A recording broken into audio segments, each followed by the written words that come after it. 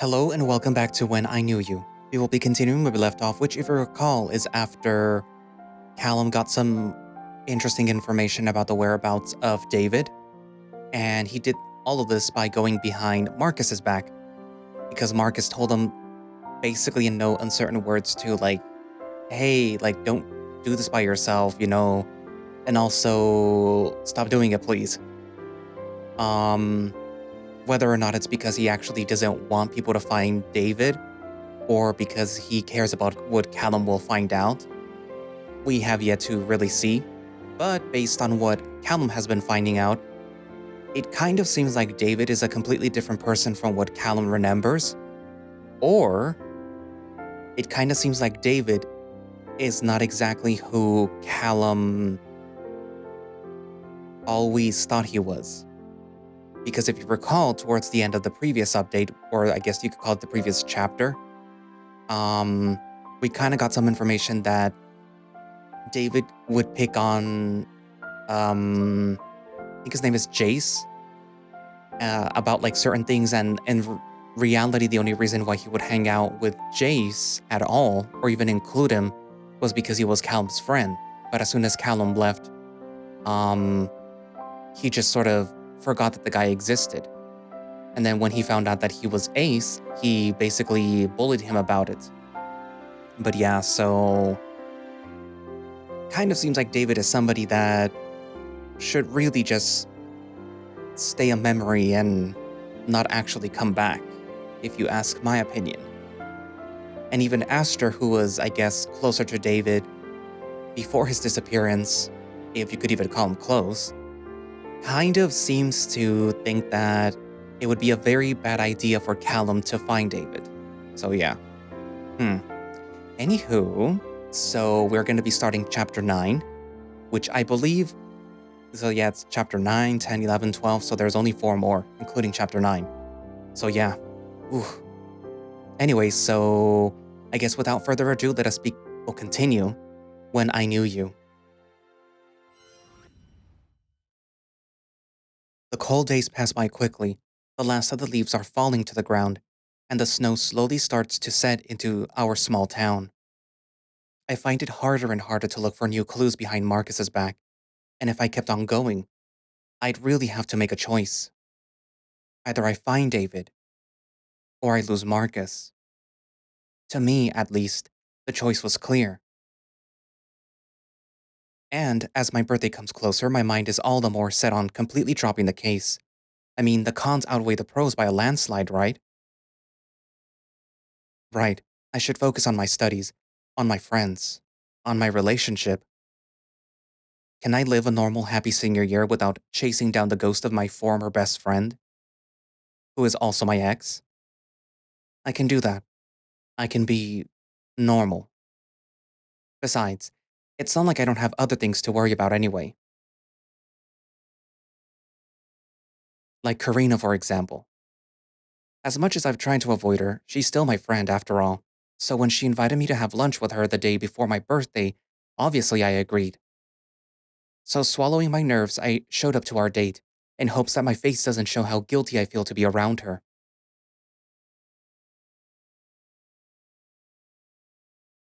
Well, say something. Uh, Happy birthday to me? Yeah, happy early birthday, Cal.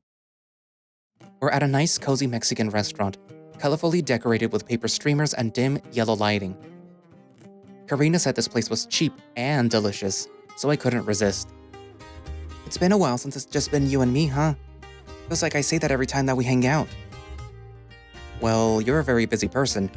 I can't imagine doing everything you do. How do you even get up in the morning? With the bucket of iced coffee and the will of Jesus Christ.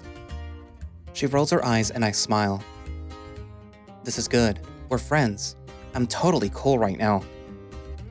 Totally. I've been thinking of getting my driver's license soon, though I need the money for a car.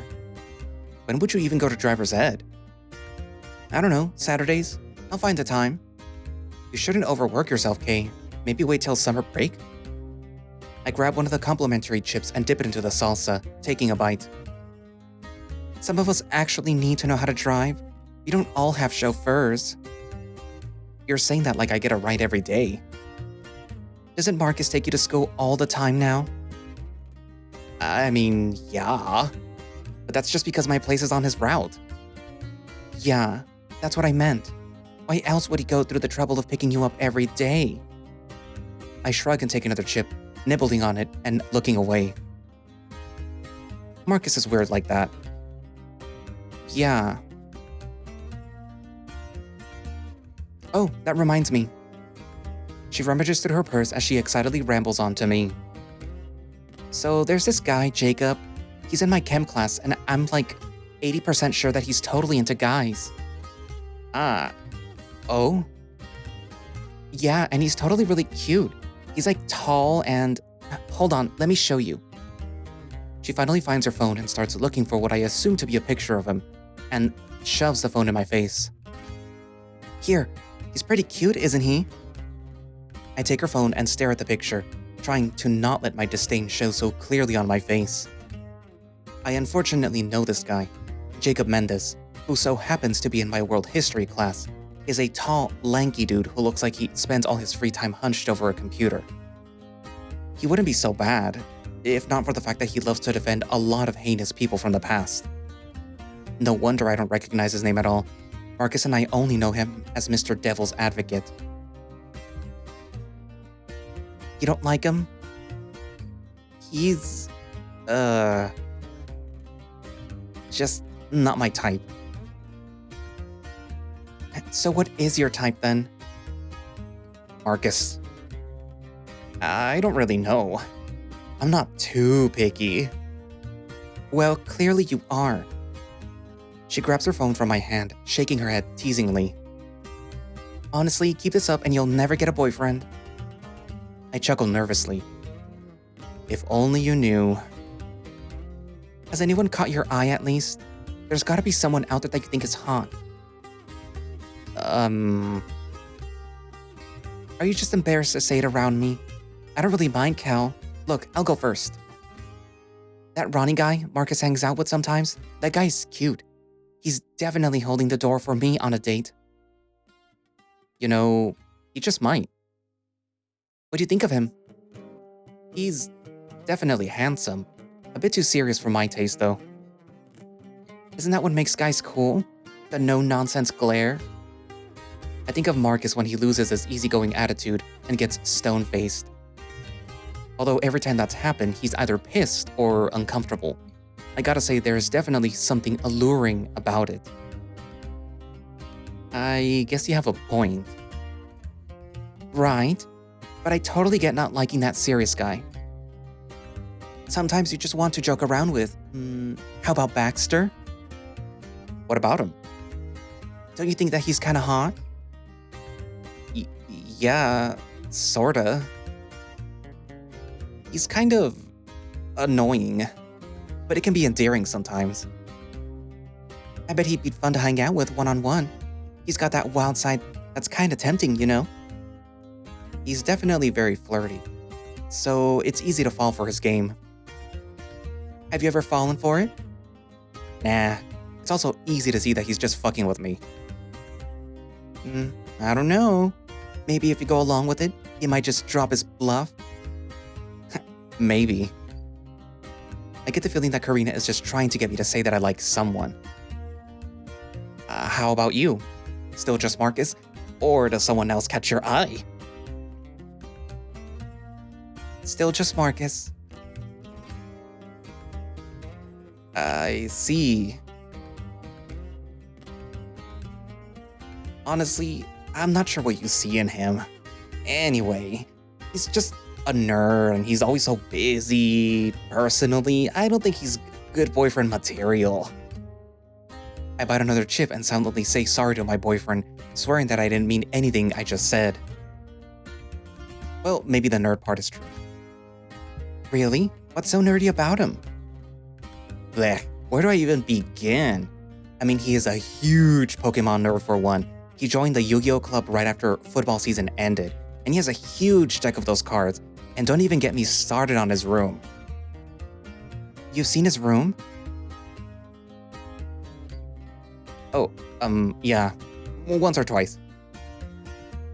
Just for homework and stuff. Weird. I thought Marcus never invited anyone over. She takes a chip and eats it, staring at the table with a deadpan expression on her face. Yeah, he usually doesn't. How's your little search for David, by the way? What? Weren't you looking for him? Isn't that what Lupa said? She looks right at me with a straight, serious face, and I sink a bit into my seat. Yeah, I guess. Find anything? Not really. Oh, please, we both know that's not true. What do you... I've heard you asking around the school, seeing if anyone knows anything about what happened. You're even in the newspaper club. Clearly you're at least trying to figure it out. Honestly, I don't even know why you're denying it. What, do you think that I'm gonna stop you? You didn't seem too happy when Lupa said that she wanted to know, too. Well, yeah, but Lupa's a kid. Her brother ran away. Her feelings are all over the place. She shouldn't be caught up on this. You, though, you have a reason. And what's that? You want to save David. Sorry? You want to be the one to find him. To pull him out of whatever mess he's gotten himself into. Because that's just who you are, Callum. You feel like you owe it to him, that you need to find him or something, because deep down the truth is simple. You've never really gotten over him. I sit there, dumbfounded, feeling like I've got slapped across the face as I stare at her nonchalant demeanor. Did she just fucking psychoanalyze me? That's an interesting take, Karina. Hey, I've got one of my own. I think you only like Marcus because you want to make yourself look good besides him. I don't think you'd date him if it had to be a secret. I think you just want to be Marcus's girlfriend. What do you know?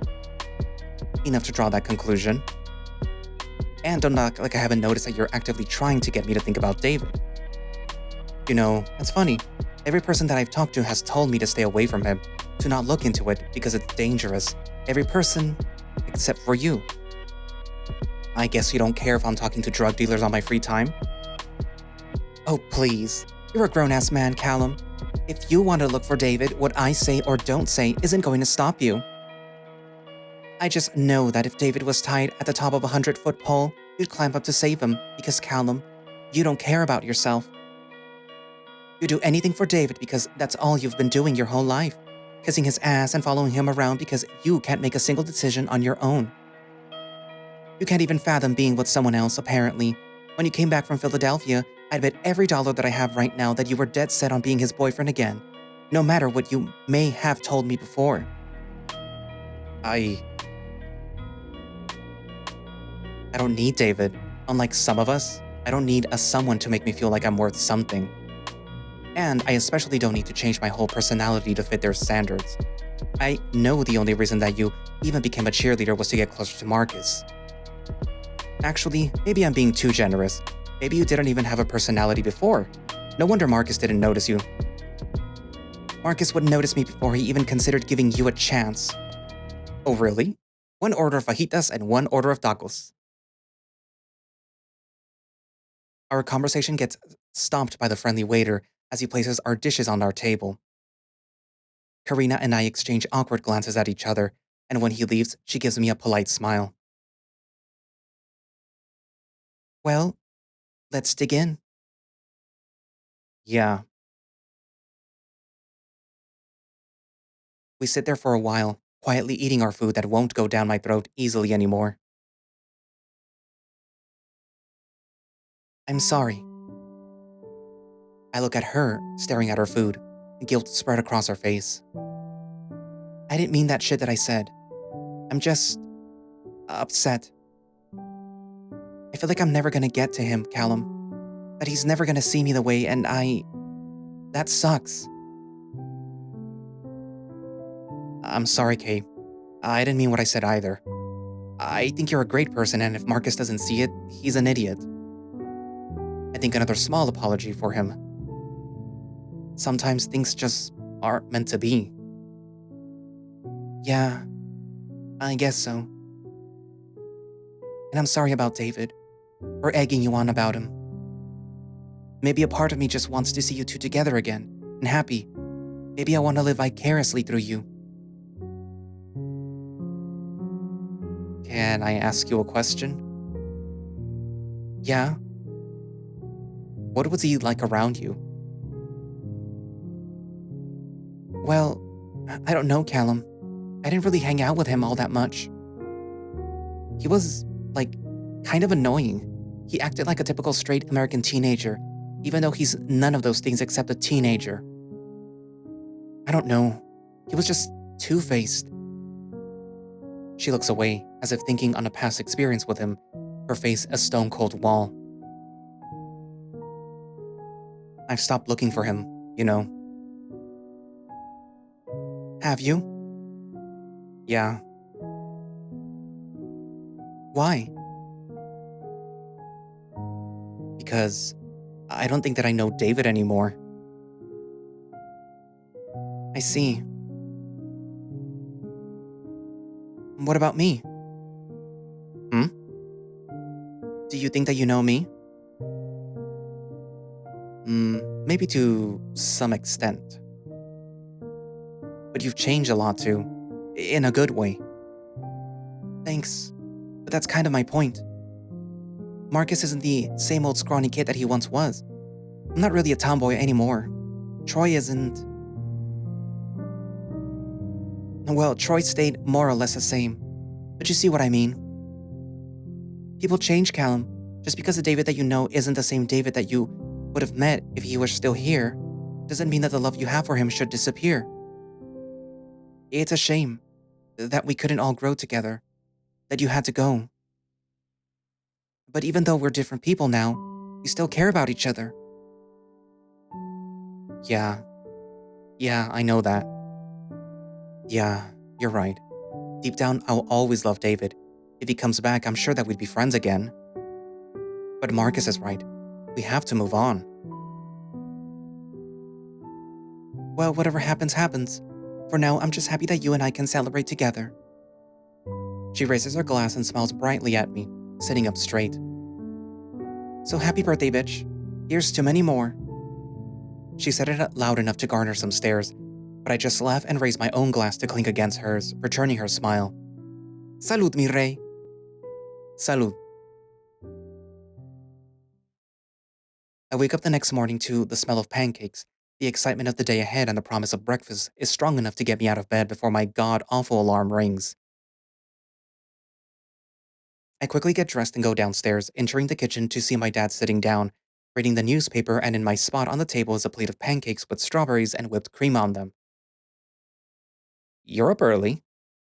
It's a special occasion. Is it? He just smiles, not looking up from his paper.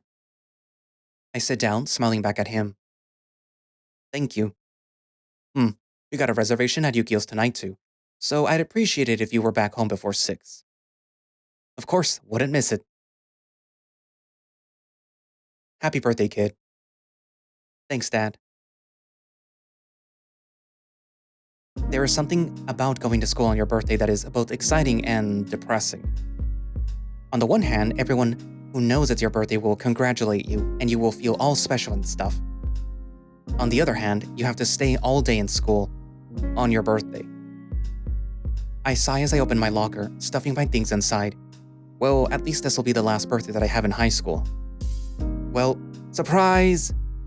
Someone grabs me from behind and spins me around, and for a second my heart stops thinking it's Marcus, but after realizing the slender arms wrapped around my chest, I realize that it's none other than Troy. He lets go and smiles at me, shaking me softly by the shoulders. It's your birthday. It is. Happy birthday to you. Happy birthday to you. Happy birthday, dear Callum. Please stop. Happy birthday to you. Thank you, Troy. You're welcome, Callum. He unstraps his backpack and sets it in his chest, rummaging around it. Alright, pop quiz. Who is my favorite twink of all time? That one cat from the gacha game that you like? Close. It's you. Wow, I'm so honored. And as my favorite twink, you get a little gift for your birthday. He takes out a rectangular-shaped object, poorly gift-wrapped, with a stick-on bow that's a little bent, no doubt from being shoved in his backpack. For you. I take it from him, and he makes a shoe motion with his hands, as if saying, open it, open it. So I unwrap it, ripping the paper and taking out. Shut up. Shut up. Like it? You got me the golden edition of Starbound? No. He grabs the book from the other hand and turns it over, giving it back to me. I got you the signed golden edition of Starbound. Shut the fuck up. Only if you say thank you. I grab him and hug him hard, jumping up and down as he tries to hug me back. Thank you. Alright, jeez. Get off before Marcus beats me up. I get off of him and turn around to see Marcus making his way towards us, already laughing at the sight of us. My heart starts pounding a little seeing him. Although we haven't planned anything, there's a sort of unspoken agreement that we'll be spending the afternoon together. Marcus plans things for us all the time for no reason, and I can't imagine what he'd do for my birthday. What's up? He's coming on to me, Marcus, I swear. I smile at him, and he smiles back at me with a familiar nervous blush on his face. Hey. Hi. Happy birthday. Thank you. Callum says that he wants you to give him a hug. Without a warning, Troy shoves me over to Marcus and I land squarely on his chest. After a beat, we slowly wrap our arms around each other into a sort of awkward hug, but then he whispers into my ear. I'll give your gift later, okay? I blush hard and just nod, letting go of him. He smiles like nothing happened, whereas I'm trying hard not to let my face show how flustered I am. So, what'd he give you? Oh, look, it's a 3-in-1 book that I like, Starbound. Starbound? It's about another world where Black Fox was... Wait, yeah, I'm not gonna be able to read that. Cal, what the hell are you talking about? It's a book. A signed copy. You seem to be forgetting that. It's signed. Good luck topping that, Marcus. Wait. No. I meant the book, not Callum. Well... No, I don't even want to think about it. What? Anyway, hope you enjoyed your gift, Cal. Let's hang out again someday, okay? Okay, thanks again. He just smiles and nods and leaves Marcus and I alone in the hallway. So, do you have any plans for today? Well, my dad's taking me out for dinner later, but that's not until nighttime. Think that we have the time to hang out? Maybe. Do you have something planned? A little something, yeah. I was hoping that we could go to your place. My heart flutters a bit and I nod excitedly. My place is good. Good. What? I'm just excited. He leans in close, pretending to brush something off of my shoulder as he whispers softly to me. I can't wait to see the kind of face you make when you see what I have for you. I shudder, blushing as I chuckle nervously. That good, huh? At least I hope so. You know, I'd be happy even if you gave me a shoelace. Nah, that's not enough. I don't want you to be happy. I want you to be ecstatic. Keep that up and I don't think people will think that you're fixing my jacket when they look at me. True. You should save the blushing for later. Not helping. He laughs and steps away, grinning at me with a sort of confidence that I haven't seen in him too often. And like every other time that he acts this way, I can't help but find it oh so sexy. Come on, let's get this day over with. We start making our way to the classroom, casually walking beside each other, and I get the strong urge to hold his hand right now. I look up at him and see him eyeing my own hand. Maybe my fingers. Callum! A voice calls out behind me, and I turn to see a familiar face excitedly run up to me. Baxter, it's been a while. Right? What's got you so busy? You know, this and that. Oh, I bet. Anyways, happy birthday. I got you something. Really? You didn't have to. He takes out a single envelope out from his jacket pocket and ceremoniously hands it to me, winking at me. I take it, staring at it, terrified that it's money. I can never seem to accept money from other people. Well, open it. I do, and inside is a slip of paper cut into a rectangle that reads the words, "One free favor," in permanent blue marker. This is... Like it? Do I? Seriously? What's wrong, Marcus? Is my kindness such a bad gift? You know what you're doing. Wow, I can't believe how protective of Callum you are. If I didn't know any better, I'd say that you two were... Gonna finish that sentence? Should I? No. Then I won't. Just because it's your birthday, Callum. Thanks. In truth, I guess I should be kind of grateful to Baxter for keeping things quiet for so long. I mean, he did catch us making out on Halloween. Of course he'd know about us being a thing. Well, hope you enjoy your day, dude. And hey, if you ever want to hang out, I'm always here. Don't forget about your best boy.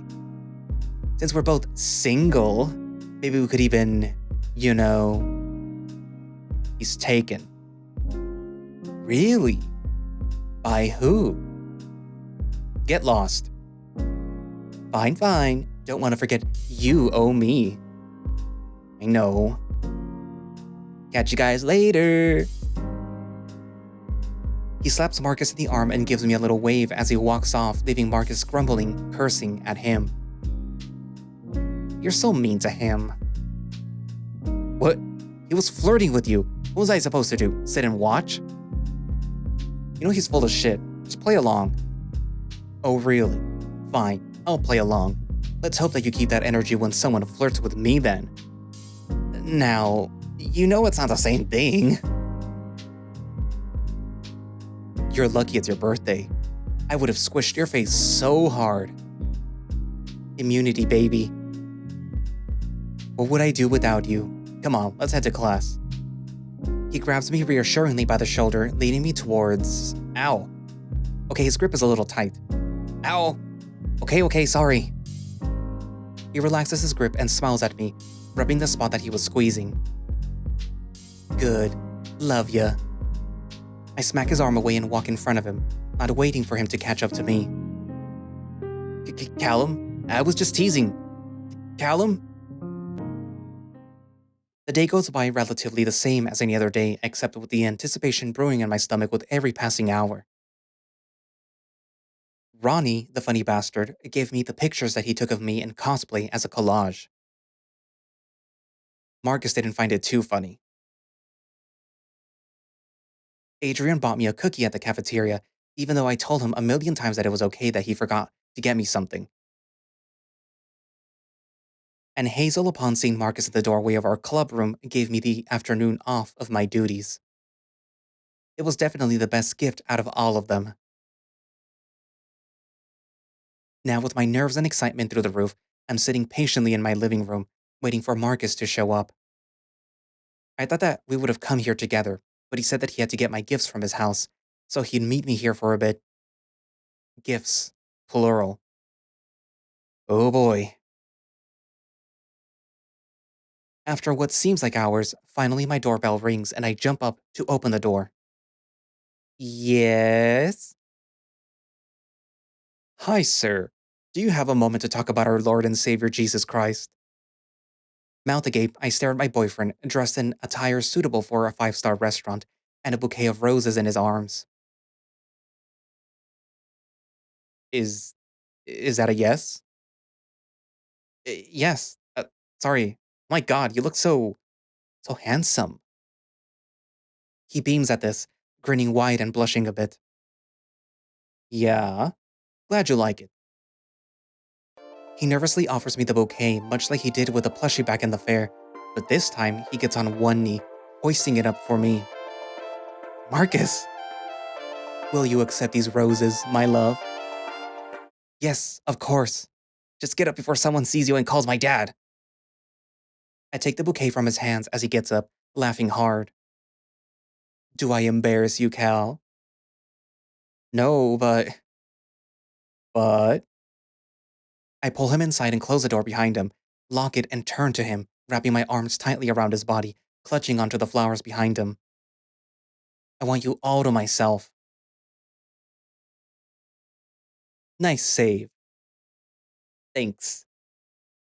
He pulls me away and cups my face, leaning down to kiss me right on the mouth for a sweet, long minute. Happy birthday, baby. Thank you, baby. Are you making fun of me? What? No, I'm just trying to call you a pet name too. Sounds forced though. Yeah, I'll think of another one. No pressure. I like just hearing my name coming from you. You're just easily impressed. That's also very true. He takes a second to look around my house, at the pictures on the wall of my dad and me, nodding thoughtfully as he takes it all in. Yup, this is definitely your house. Did you have your doubts? I just meant that it feels very... you. I wonder what that means. Hope you liked your first gift, by the way. He nods to the flowers and my hands, and I nod happily. Of course. I mean, God, no one's ever given me flowers before, especially not a whole bouquet. This must have cost you a fortune. It wasn't that expensive, actually. And even if it was, don't you think that you're worth it, babe? I blush, shaking my head. Thank you. They're beautiful. Not as beautiful. Enough. Alright.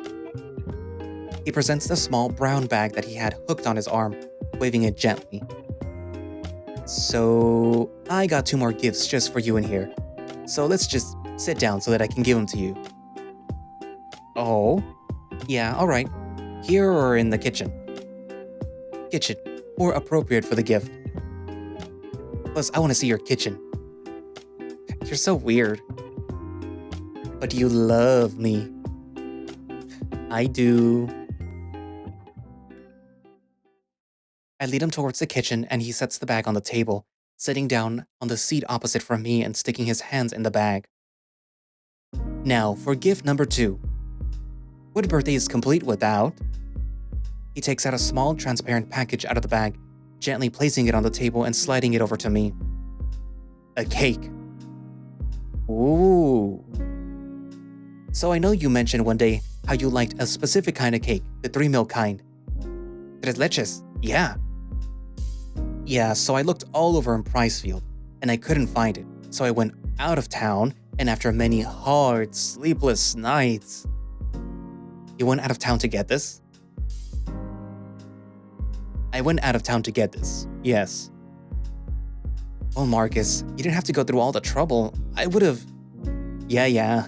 I know you would have been happy if I gave you a day-old banana, but consider this. Doesn't it feel so much better to get something that you really wanted from your amazing boyfriend? Yes, it does. Thank you. That's what I thought.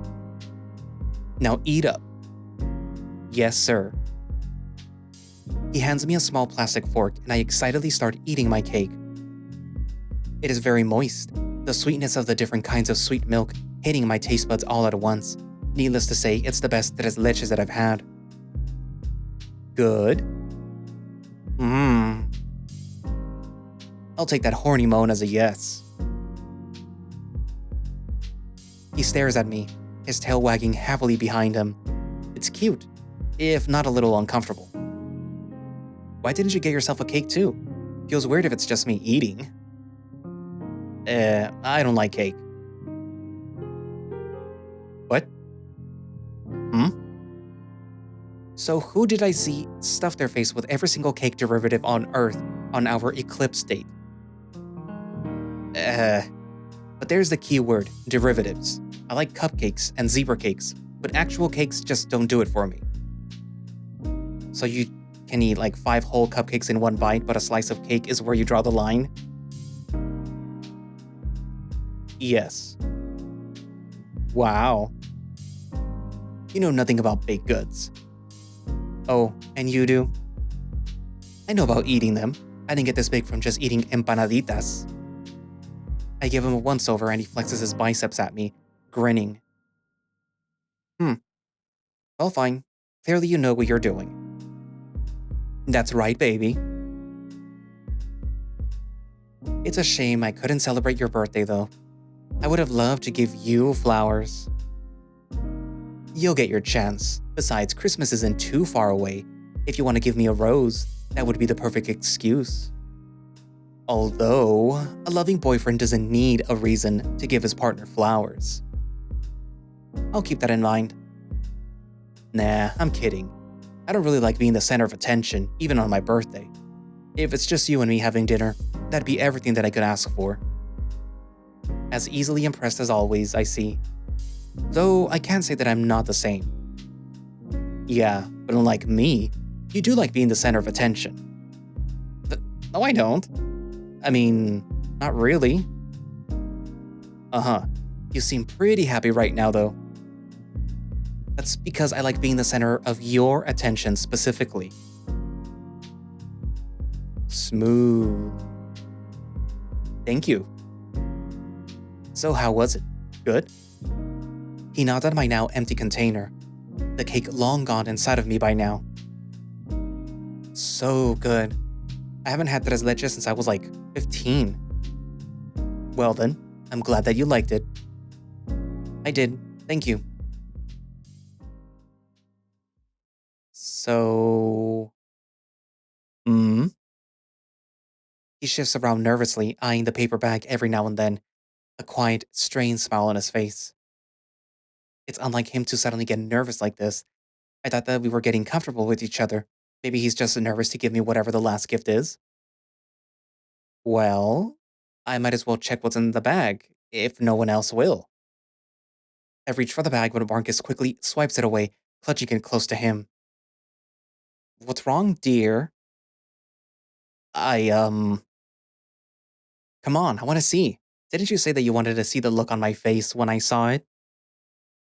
Yes. Yes, but... Alright, I'll give it to you, but I want to do it right. Oh? Yeah. So, can we sit close to each other? I feel like the table makes it too far apart for this. Oh? Yeah, of course.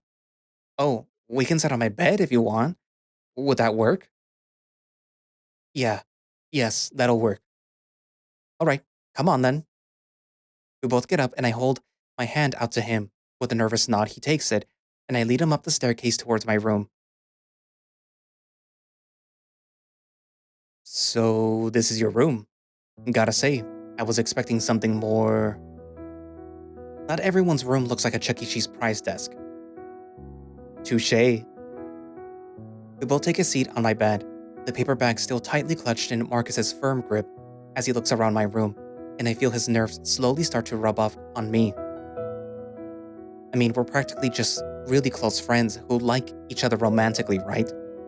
What kind of gift would make him so nervous that he can't look me in the eye?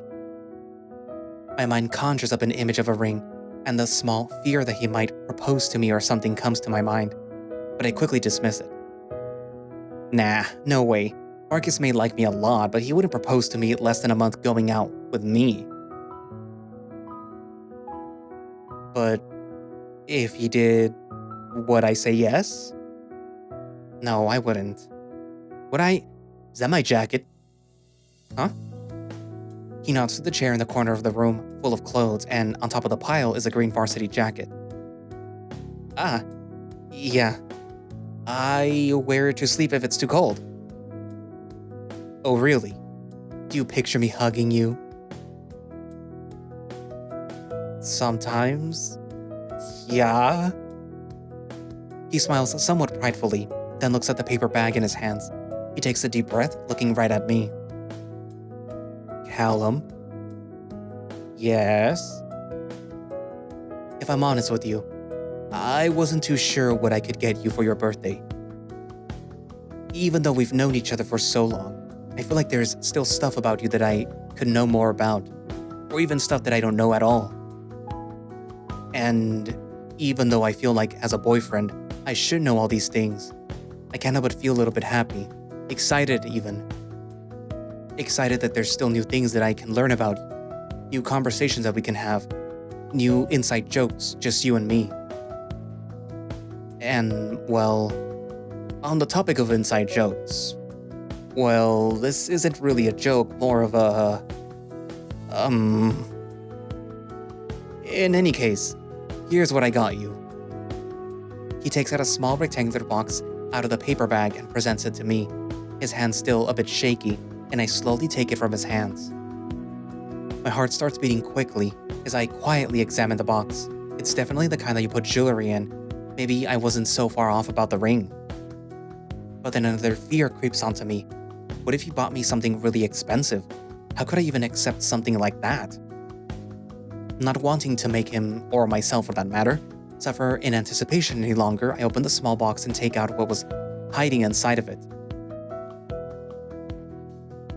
It is a thin silver necklace, the chain incredibly light and somewhat plain, but the charm attached to it is what really grabs my focus.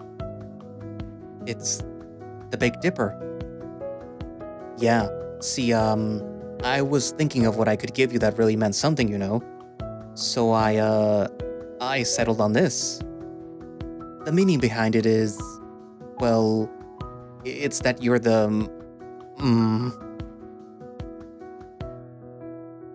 It's that you're the only set of stars that I can see in the sky. Or something like that. I mean, I know it's like super corny, so I get it if it's not really your thing. It was just a thought that I had, Anne. Are you okay, Cal?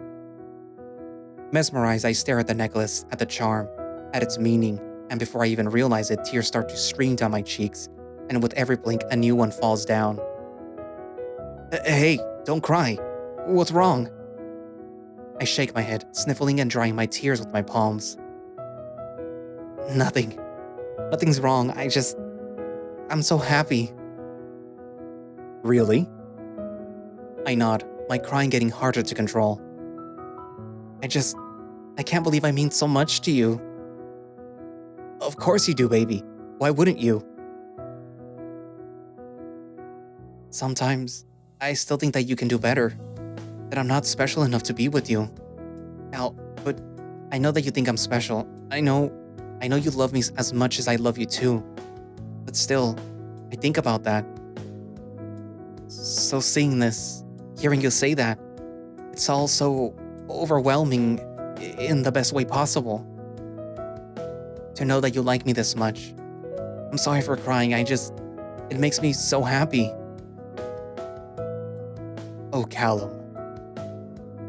He opens his arms and I throw myself into them, feeling his strength around me as I hug him as tightly as I physically can.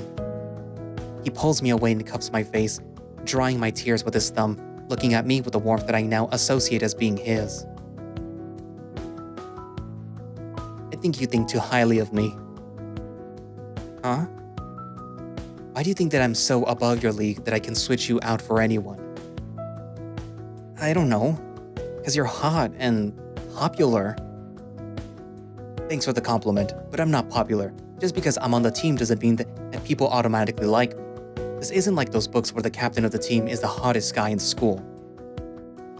I'm like, really socially awkward. You haven't noticed? I frown. You seem just fine to me. I'm good at hiding it, but a lot of times, I don't know how to act around people. I might look like a jock, but if my room is anything to go by, you know that I definitely don't fit that type.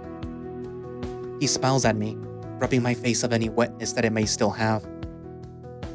So stop thinking I'm out of your league, weirdo. In the small moment that he's looking at me, I see him. The boy who was always there for me, who wanted to take care of me, the boy who cried tears of joy when I gave him that shiny Pokemon card. It seems that even after all this time, it's still him. It's always just been him. Hmm, I guess you are just a big old nerd. Hey, I wouldn't. I love you, Marcus. Oh? Yeah? Yeah. I'm gonna marry you one day. Not if I marry you first. Doesn't work that way, sweetie. Whatever.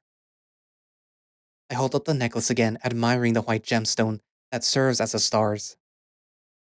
It's so pretty. How much did this cost you? Honestly, not that much. I got it at Claire's. Yeah, it is a 12-year-old girl that's into astrology kind of necklace, huh? If you're trying to hurt my feelings, you're succeeding. No, it's super cute. I seriously love it. Here, put it on me. I hand him the necklace and turn my back to him, sitting up straight and proper as he puts my necklace around my neck, spending a good minute or so struggling with a small latch. There, it's official now. Right next to my heart, baby. You're so dumb. He pulls me towards him, hugging my back close to his chest as he whispers softly to me. By the way, I love you too. I'm glad that you liked it. I blush, turning my head to face his, a smug smile plastered on his face. I think that he knows by now what his whispering voice does to me. Well, was the face that I made everything that you imagined that it would be? I was expecting more blushing, but the crying was cute. You're horrible, aren't I? I turned my whole body to face him now, placing myself firmly on his lap, wrapping my arms around the back of his neck. I like you too much to hold it against you, though. Yeah? I don't know. I wouldn't mind if you did. Hold it against me, that is. Hold what against you exactly?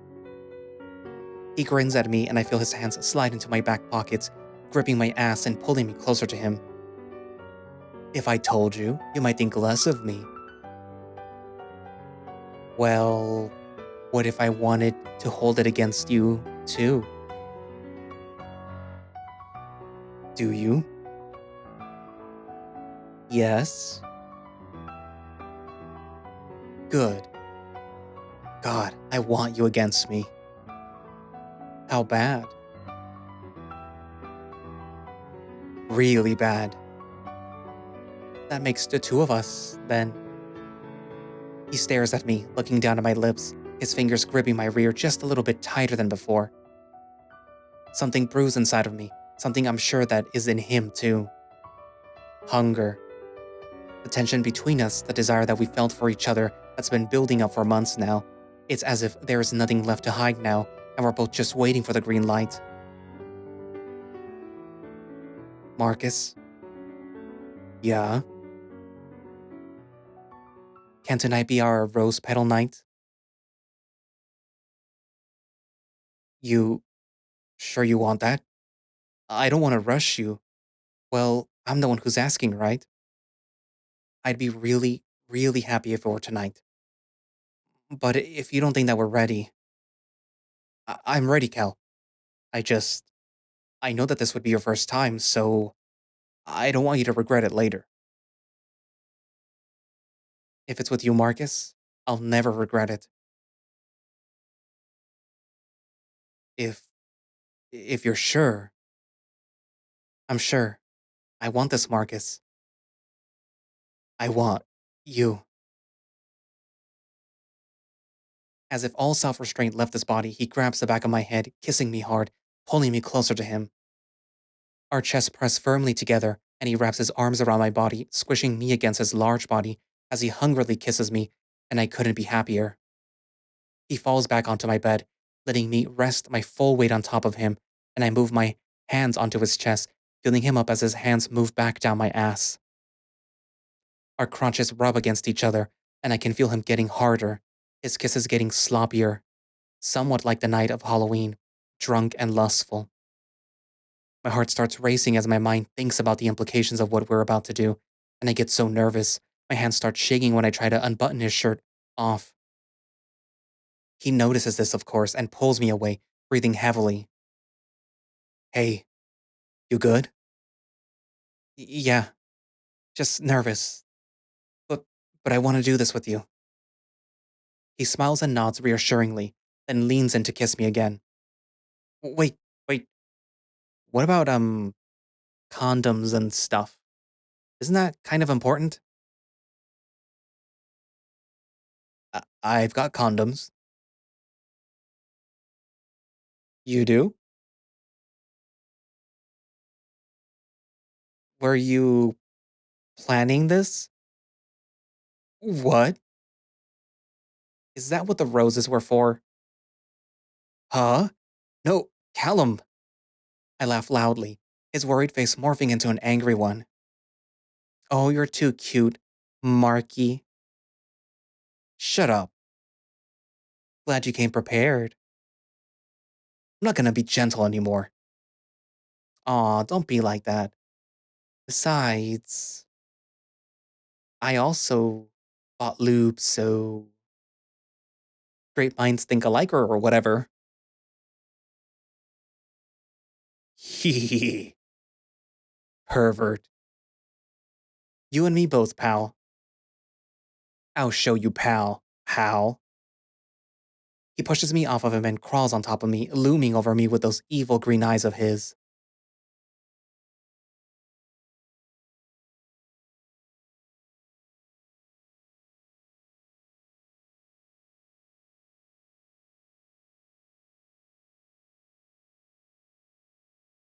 Hee. I wish that you could stay here. I want to fall asleep. God, me too. I'm so sleepy right now. I feel like I just ran a marathon. I don't think that I can walk. That means that I did it right. So true. Hey, what time is it? Like 6:30? Why? Oh shit. Marcus and I exchange a look and without a word, get off of each other and quickly start getting dressed. Shit, where's my underwear? Callum! I don't know, I threw it somewhere there. You're not pointing anything. Near my closet or something, just look for it. I finish putting on my clothes on and start heading for the door when Marcus calls out for me. Wait, I'm not done. Just come down when you are. I'll say you went to the bathroom. I close the door and rush downstairs, hearing the front door unlocking, and before my dad walks in, I throw myself onto the sofa and switch on the TV. The door opens and in walks my dad, holding a bag in his hands. He smiles at me and not a second later drops it, looking over at me. My heart sinks. Hey, kid. Hi, Dad. How was work? Fine. They let me off early. Why are you out of breath? I was watching something scary. He turns to the TV that's playing the local news, showing footage of the celebration of a 100-year-old woman in a retirement home. Didn't know that you were scared of old people. Well, they're just so... What's that? He walks over to the kitchen and I quickly follow suit, noticing that's what he's talking about is a bouquet of flowers on the table. Oh, that's flowers, Dad. Callum. Those are, from Troy. You know how extra he is. Which one's Troy again? The top. Actually, it doesn't matter because he didn't give you these flowers, did he? The door from my room loudly opens and closes, and my dad only has time to give me a warning look before Marcus's footsteps echo down the stairs as he approaches the living room. Before I can stop him, Dad goes out of the kitchen and stands right in the middle of the room, watching the stairs, and when I follow him there, Marcus is slowly making his way down, a look of apprehension on his face. Well, what a surprise. Callum didn't tell me that he was having a friend over. Hello, Mr. Diaz. It's, good to see you. How are you? Oh, I'm well, Marcus. Just a bit startled to see you here, is all. Tell me, what are you doing here? Marcus glances at me and I give him an apologetic look. Sorry, you're on your own, kid. Just drop by for a second. Wanted to congratulate Callum. Really? I thought you'd have done that at school already. Well, I forgot my gift for him at home, so I brought it here instead. And your gift for Callum was a dozen roses? Yes? Kid, what are your intentions with my son? My intentions? It's clear that this isn't some kind of friendship. I am well aware of my son's sexuality and, quite frankly, his attraction towards you at this point in time. Dad? So, as his father, I have the right to know, are you dating Callum?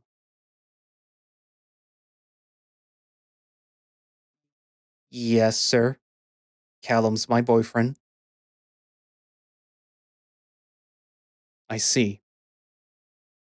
Well, in that case, I think that we should get to know each other a bit better, don't you? I, I yes. I mean, yeah, of course. Wonderful. So you'll be joining us for dinner? Oh, uh, I mean, I don't think my dad would want me coming home late. I have reservations at Yukio's. You know, I'm sure that he won't mind, actually. Dinner sounds great. I glare at him. Sell out. Then let's not waste time. Callum, are you ready to go? Dad gives me a smile that sends a shiver up my spine, and I avoid looking him in the eye. I know my dad. He's going to lure him in with the promise of dinner, then ask him 100 questions about his personal life with no restraint. So no, I am not exactly ready to sit down and witness that firsthand. Yeah, let's go. Excellent. I'll get the car ready. And with one last smile to Marcus, he heads to the garage. I think your dad likes me. You're so stupid. What did I do? 2 days go by since my poor Marcus was interrogated by my father, and despite everything that I said about my dad, he was actually pretty nice to him. Of course, he still has his reservations towards him. He had not, in fact, forgotten about Marcus's TPing his office, but overall, they seem to have gotten along well. Matter of fact, everything's kind of falling into place for me right now. I don't have to hide Marcus from my dad. He and I are closer than ever. Winter break is real soon. I feel good for the first time in a while. I'm not stressing over the next clue to follow or trying to hide things from people. I'm just living a normal life.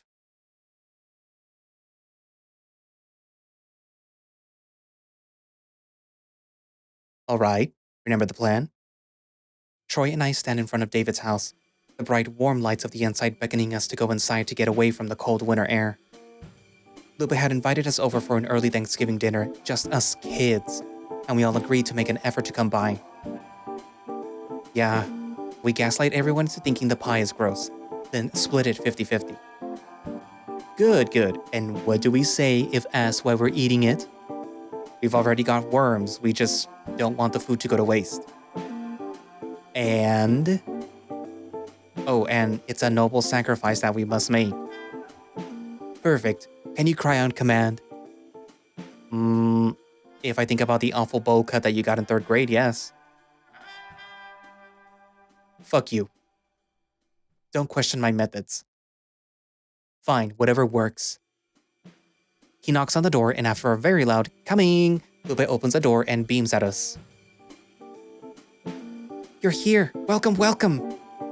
We brought pie. It's gross. I don't recommend you eat it. Then why did you bring it? I didn't want to show up empty-handed. Fair? Anyway, come in. The house has a warm, homey feeling to it, and the smell of fried chicken wafts through the air and makes my mouth water.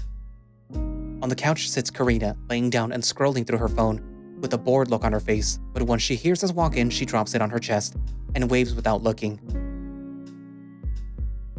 Hey, you came. Hey, Kay. All right, we're just waiting for Marcus. He should be here any second. Karina, have you heard from him? Nope, maybe Callum has? My heart skips a beat, but I try and play it off normally. I think he said that he was picking up food before he gets here. Right, Troy? Huh? Oh, yeah, whatever. Let's eat without him, who cares? Don't be a muerto de hambre, Troy. We're waiting for Marcus. What does that mean? It means that you're not gonna die if you don't eat now, so calm down. You Hispanics and your lingo. I want to know Spanish phrases too. Alright, here's one. Me gusta ser dominado.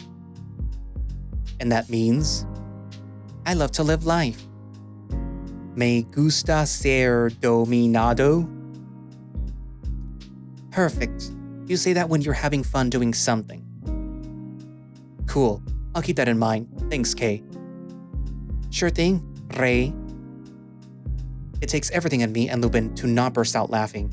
And before Troy can get suspicious of us, the door rings, and in between giggles, Lupin loudly announces that she'll get the door.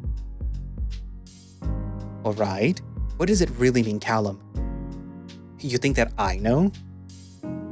Of course you know. Sorry, no clue. I'm a fake half Latino. It's true. Callum's Spanish is atrocious. Hey! Look who's here! In walks Lupe, clutching the arm of our new bashful guest so tightly that you think that he just came from the war. Marcus! I haven't seen you since yesterday at school. It's been a while, yeah. Karina finally gets up to join us, smiling at Marcus in a way that I can only describe as girlish. About time he showed up, I was starting to think that you flaked on us. Nah, it was just a stupidly long line at the supermarket, but I brought a cookie cake. Oh yay, more desserts! Troy shoots me a dirty look that I know means change of plan, that cookie cake is ours. Callum. He acknowledges me with a nod and a cool smile, and I respond with the same, trying to be nonchalant about it. Truthfully, ever since we had, it's a bit hard to look at him in the eye without my face breaking into a stupid smile. I mean, how are you supposed to look at the guy who f***ed you on your birthday? Definitely not with a friendly nod, but alas, that's what we have to do for now. Marcus. Sup, bro? Anyways, let's set up the table and eat. Usually, setting up the table for Thanksgiving felt like such a huge chore since the food was always front and center, and it had to look pretty. But with just us and no real adults to tell us how to make it, everything just kind of fell into place on its own, and we have a humble, makeshift Thanksgiving dinner on the table. Fried chicken, mashed potatoes and biscuits, popcorn, hash browns, and of course, a buttload of desserts. Kinda feels like that one Charlie Brown special. Alright, now that we're all here, we should officially give thanks, right? So let's go around and say what we're thankful for, one by one. Corny. Shut up. You start. Ugh. Fine. We all stare at him, and he slowly sinks into his chair, getting embarrassed. Well, don't stare at me. Are you gonna, talk or what? I thought you were hungry. I am. Jeez. Alright. I guess I'm thankful that I'm alive. Here with you guys. Thankful that I could even have a Thanksgiving at all. Oh, thankful for the food, of course. And thankful for all of you, sticking with me for so long. Especially you, Callum. If you hadn't come back, we wouldn't all be sitting here together having a bomb-ass dinner. So, thanks for that. I'm done. Your turn, Kay. Karina smiles and smooths her hair over, sitting up straight and thinking about what she's gonna say. Well, I'm thankful for my family, for God, helping to keep my mom and me stable. My jobs, of course, and everyone who employs me. I'm thankful for the opportunity to be together like this. Very thankful for Lupe for putting all this together. And for you guys, my second family. She nods slowly, as if more to herself than to us, then smiles at me, a genuine one with nothing else behind it, just kindness. I return it. Okay, now Marcus. Oh, do I have to? Yes. I'll kill you if you don't. It's the rules of Thanksgiving. Fine. He rubs his neck fluff, mulling it over, and I can tell just by his expression that he's thinking of how to sound sincere without making himself look cheesy. Cute as always. That's my Marcus. I'm thankful for the food. For, life. Riveting. Shut up. Thankful for this, us, being here, having the group together like this. I'm always happy to hang out with you guys. I'm thankful that we've been able to do this way more often this year. And I'm just thankful that we could spend our last year as a group again, before we graduate.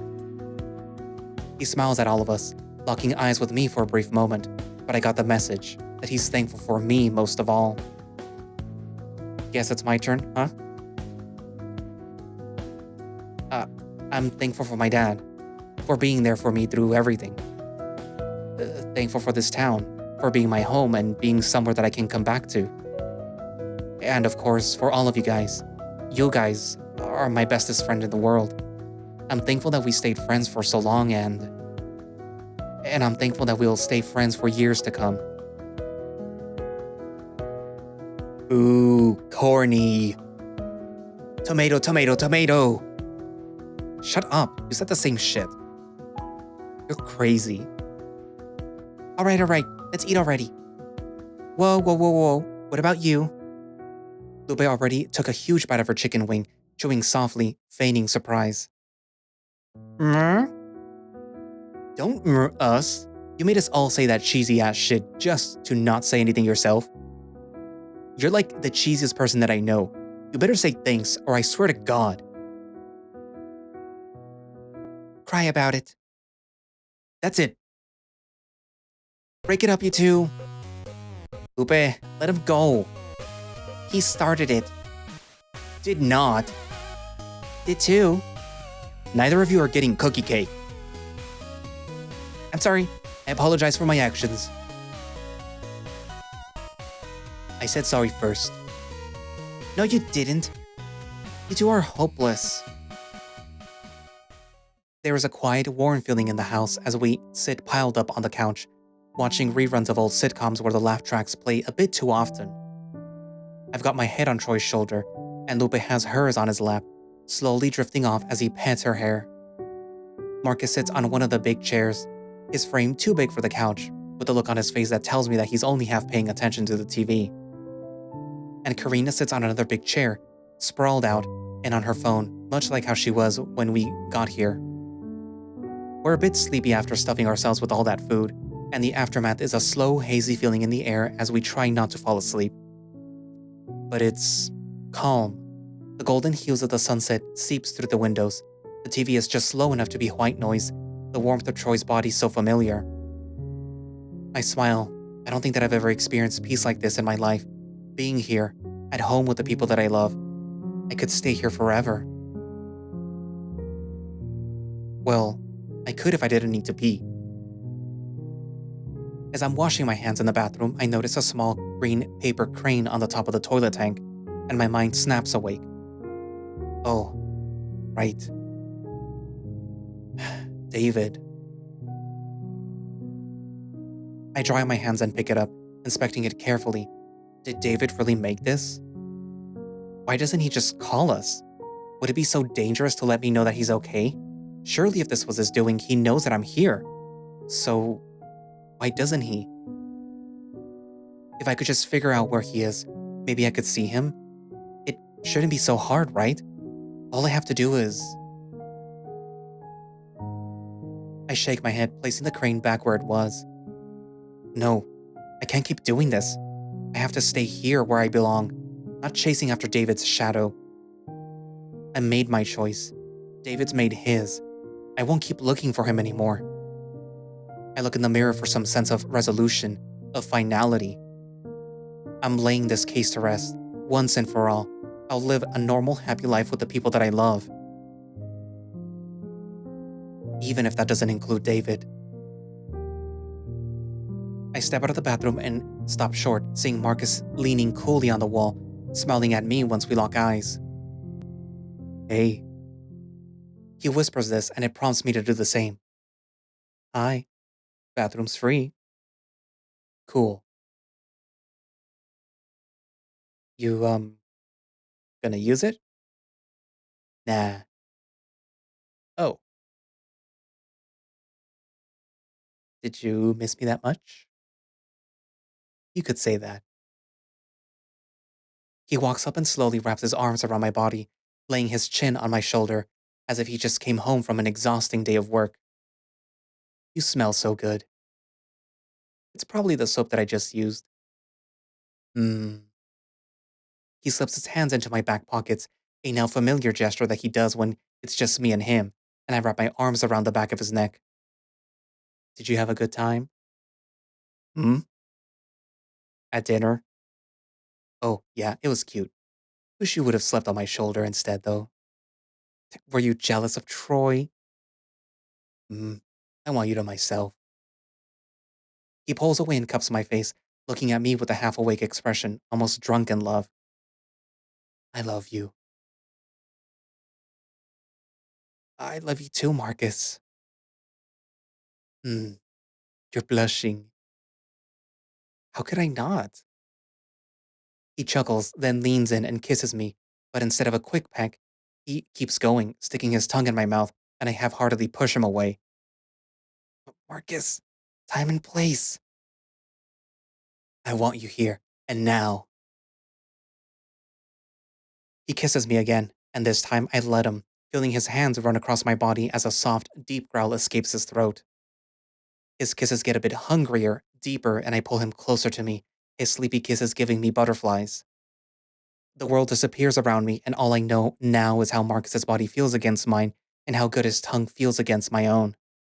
It's hot. What the fuck? My stomach sinks to the ground as I push Marcus away from me, turning to the sound of Karina's voice at the start of the hallway.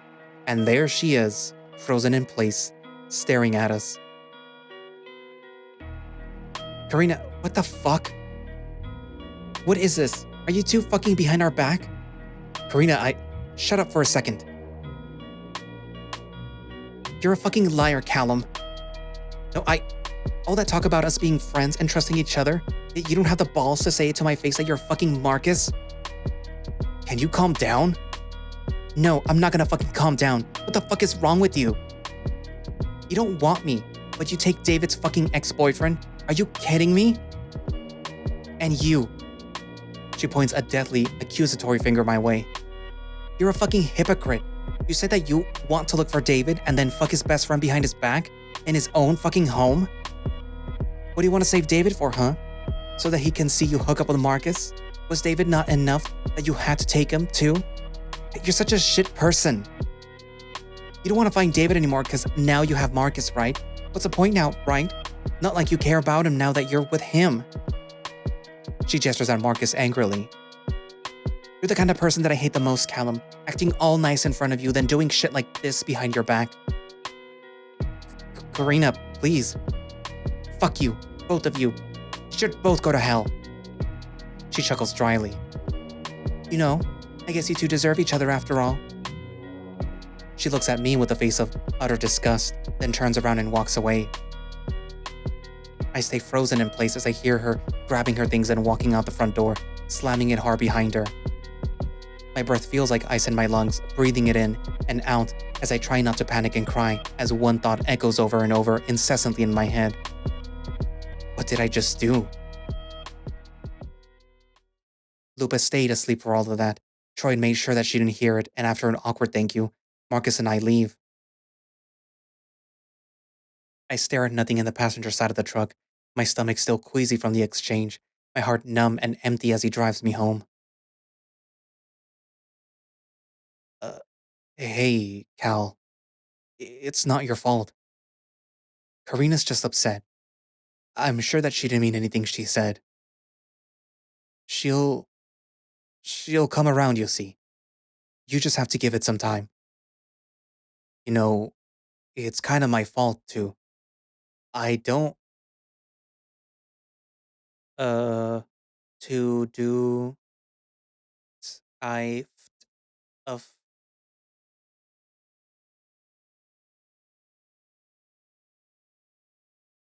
his words fade out to me, and all I hear is his mumbled voice. He's saying that we'll be okay, that we'll get through it, and that we can finally stop hiding it, but I'm not listening. In fact, everything else numbs out and I just have one clear goal in my mind. I have to find him. I have to make everything right. And that's where I'm gonna leave it for today. So Karina finally found out, and she found out at the worst possible moment because these two were too coward to basically tell her the truth. Especially Callum, because technically Callum was the one that knew, even though Marcus also knew, but like he wasn't told personally by Karina, like, hey, I love you. Wanna be a, something? Um, so her response was kind of justified in the fact that the person that you told that you loved the other person was making out with the person that you said that you loved, or at the very least liked. And after the whole little incident at the Mexican restaurant, they go and do this. It is kind of on Callum, at least. Like, I know some of you, at least one of you, is gonna say, no, well, like, they're both gay. Like, what was she supposed, what's she gonna do about that? Blah, blah, blah, blah, blah, blah. But, like, dude, Callum betrayed her trust. Callum betrayed her, period. It doesn't matter what the justification is. Callum's the bad guy right now. Not only that, but now he is going to do something possibly worse. And, like, again, like with some of these visual novels that are talking about like love triangle things and things like that, it's always that failure to communicate where one person is going to get hurt because they're left out of it because they didn't realize, or not even that they didn't realize, it's because just people didn't talk about what was actually going on. Like, you knew that Marcus liked you. You should have told Karina. You should have told Karina when you started dating Marcus. Marcus should have told Karina because he is the object of Karina's affection. Should have said, like, Karina, I'm sorry. I know you've had a thing for me for a long time, but I like Callum. I want to date Callum. I'm sorry if that hurts you, if that puts a strain on the relationship between you and Callum, but I'm sorry, it's gonna happen, and and I guess basically Marcus and Callum were both at fault. And like, it is true, yes. What is Karina gonna do if the both of them are flaming homosexuals? Actually, technically, since Marcus dated Karina, he's possibly bi, but he's probably gay. I mean, this is a very visual novel, but still, you know. Anywho, what else? At least Troy, which I called like Jace or something like that. At least Troy, at least stepped in and helped, so that what's her face, Lupe didn't hear. She probably heard. I mean, Karina is Hispanic, and let me tell you, Hispanic girls and women in general are kind of loud. Speaking because I live with my mom and my sister for a very long time, and let me tell you, they can be very loud. We're all Hispanic, and it's just kind of the thing. It is a stereotype, but it's a true stereotype. So I'm pretty sure she made a scene which was pretty hard for Lupa to not hear. I mean, unless she's a very hard sleeper. Deep sleeper or whatever it's called. Anyways, this is dragging on for a while, so hopefully this doesn't end up being 2 pieces. Also, I did have to cut out the romantic scene between Callum and Marcus because obviously I can't show that on YouTube. So, you know, that is an incentive for you to read the visual novel yourself. Anyways, but yeah, so yeah. Write down in the comments what you think is gonna happen, how Callum is gonna further mess this up, especially with Marcus, because, you know, he's probably gonna try to overcompensate in order to try to like make it up to Karina or to make it up to Lupe and whatnot.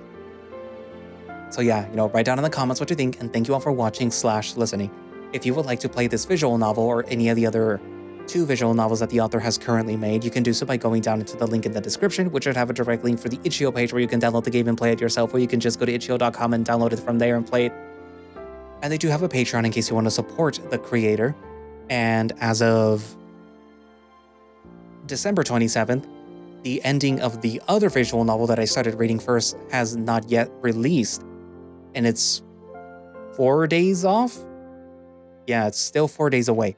So if I'm fast, I should be able to edit this and upload it very soon after recording. And I kind of wanted to have all of these recorded right in time for when the other one finally released its last chapter. But I'm probably not going to be able to. But oh well. Anywho, so yeah. All my links down in the description in case you feel generous, in case you want to become a channel member in order to watch these scheduled videos ahead of time. And also, Ron, in case you feel generous. A lot of people have already bought me books. Thank you, thank you, thank you, thank you. The most recent one, I believe the name is, hold on, let me check. Where are you? Okay, according to this, it says Avery Perez. So, if that isn't the name that you want to go by, I am sorry, but that's what it says. So yeah, thank you for buying the Tales from the Firebirds, which goes along with the Out of Position books, which I just need one more, the one that's called Tie Game. I think it's called Tie Game. But yeah, so I just need one more to make up the whole collection of the books, and I will have all 8 of them. That'll give me a lot to read next year. But yeah, whew. What else? There's other books there too, by Kyle Gold. But yeah, anyway, so all those links down in the description, and yeah, I guess that's it for now, and I will see you guys in the next video. Bye-bye.